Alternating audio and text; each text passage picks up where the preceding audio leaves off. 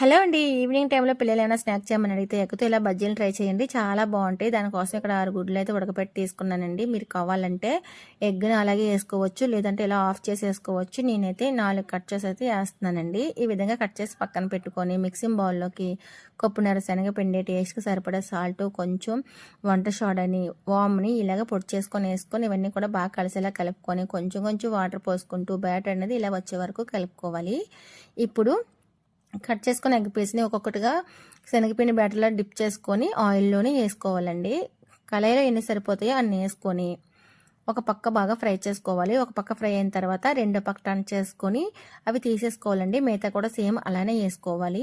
ఇప్పుడు ఫ్రై చేసుకున్న వాటిని కూడా మధ్యకి కట్ చేసుకొని ఉల్లిపాయలు, పచ్చిమిరపకాయలు, కొత్తిమీర, నిమ్మకాయ, కొద్దిగా సాల్ట్ని కలుపుకొని ఉల్లిపాయలని మొత్తం అంతా కూడా ఇలా పెట్టుకోవాలండి. చాలా బాగుంటాయండి. టేస్ట్ అయితే సూపర్గా ఉంటుంది. మీరు కూడా ఒకసారి ట్రై చేయండి. అందరికీ బాగా నచ్చుతుంది.